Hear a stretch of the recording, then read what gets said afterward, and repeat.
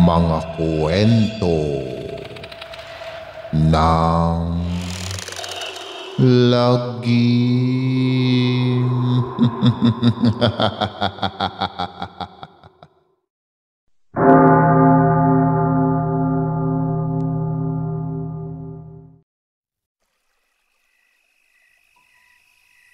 Layog, layog. Paulit-ulit na sigaw nito. Nasundan tayo ng layog. Hindi naman maunawaan ng mga kaibigan ni Marco kung anong layog ang sinasabi ng kuya nito. Mula sa bubungan ng bahay ng kanilang maririnig ang malakas na pagaspas ng mga pakpak na tila naman galing sa isang ibon. Ito ba ang layog na sinasabi ng kuya ni Marco? Ma, huwag niyong palabasin sina Sev at Lian, sabi ni Marco sa kanyang ina na labis ang takot na nadarama. Maging man ang tatlong babae na kaibigan niya ay nakaramdam na rin ng takot. Hindi lang kasi isa ang layog na nasa bubungan ng bahay kundi dalawa. Nag-iiyakan na rin ang maliit na kapatid ni Marco na nagising dahil sa ingay na likha ng pagaspas ng mga pakpak ng layog. Maririnig rin ang nakakatakot na boses ng mga ito. Galit na galit ang mga ito. Kanina, habang bumibili sa tindahan si Marco, may ginawang kapilyuhan itong si Severino. Hinampas nito ang maumbok na puweta ng isang dalaga na dumaan sa harapan nito kasama ang lola nito. Isa palang layog ang mga ito.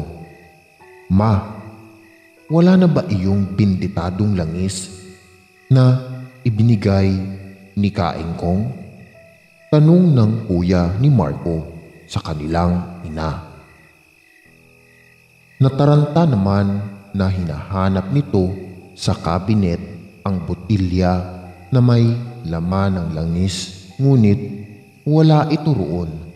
Dala-dala siguro ng papa niyo, wika nito. Nagsimula namang utusan ng dalawang layog na pahabain ang kanilang buhok at pumasok ang mga hibla ng buhok nito sa maliit na sewang ng bahay na maaaring pasukan. Agad na napapulutan ng mahabang buhok ng mga ito sina Severino, Leander at maging man ang kuya ni Marco. Mabuti na lamang nagawang maiwasan ni Marco ang tila may buhay na buhok ng mga layog. Ang lahat ay sindak na sindak at takot na takot. Hindi nila alam kung paano matutulungan ang tatlo. Halos balutin ng buong katawan ng mga ito ng buhok ng layog. Unti-unti na rin ang mga ito na nauubusan ng hangin sa katawan. Tulungan niyo ako, sigaw ni Marco, habang natatarantang hinhiwa at pinipiga ang mga kalamansi sa isang lalagyan.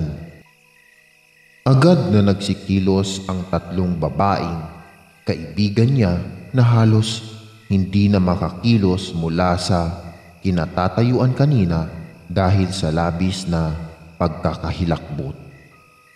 Nagdikdik rin sila ng maraming bawang upang maihalo sa kalamansi. Nilagyan rin nila ito ng maraming kalamansi. Samantala, ang ina naman ni Marco ay nagsiga ng kahit anumang bagay na kahintulad ng amoy ng goma, tsinelas, sapatos, timba. Lahat ay kanyang inilagay sa apoy. Samahan mo ako, Andrea. Isasaboy natin ito sa layog. Wika ni Marco sa dalaga. Nasa labas na sila at akma na sanang isasaboy ni Marco ang hawak-hawak sa layog nang bigla ay puluputan siya ng may buhay na buhok ng mga ito. Nabitawan niya ang lagayan at natapon ng laman niyon. Mabuti na lamang meron pa si Andrea. At bago pa man tuluyang mapatay ng layog sina Marco, Severino, Leander at ang kuya ni Marco, walang tigil na sinabuyan ni Andrea ang mga layog ng hawak niya. Nakakapangilabot at nakakatakot ang mga pagsigaw ng dalawang layog.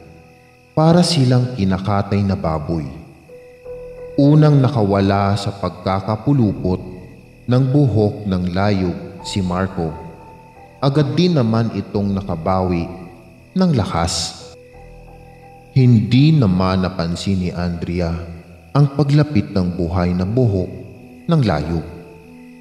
Pinuluputan siya nito sa katawan at inihagis sa isang puno.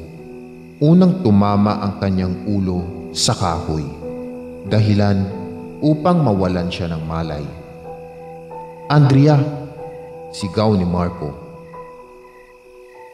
Matapos na makita ang ginawa ng layog rito, gusto sana niyang itong lapitan, ngunit mas inunan niyang kunin ang bakakay.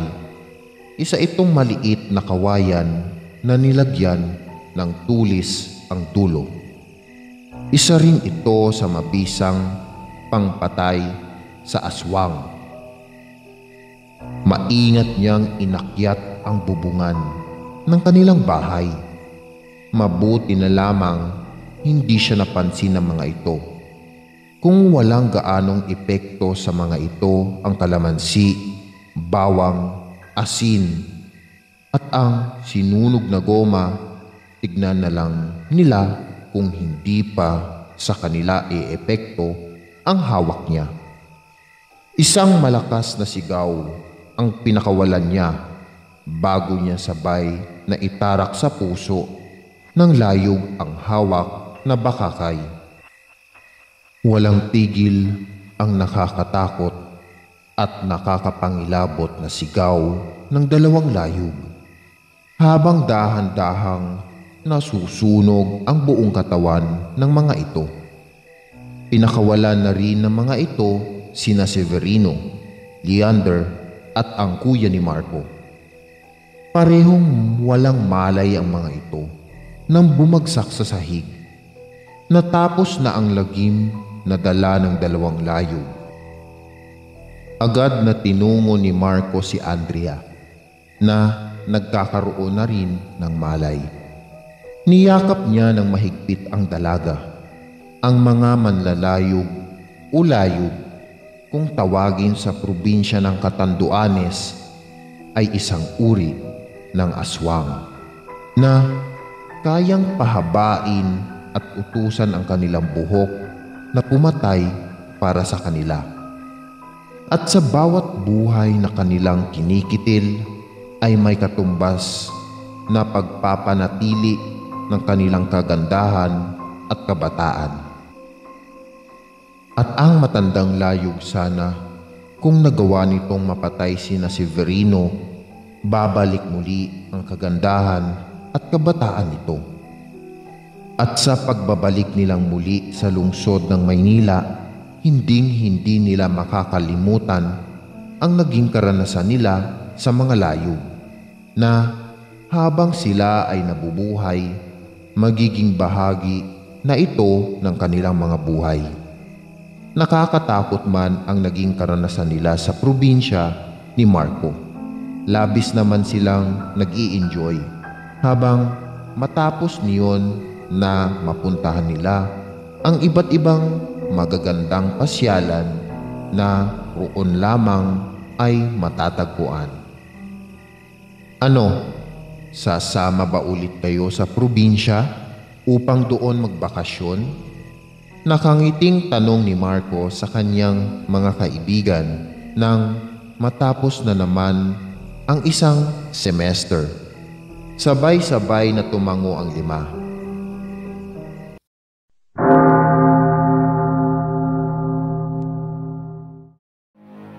Maraming salamat mga giliw naming tagapakinig. Huwag po nating kalimutan mag-subscribe at mag-like ng ating channel para sa mga kwento ng lagi.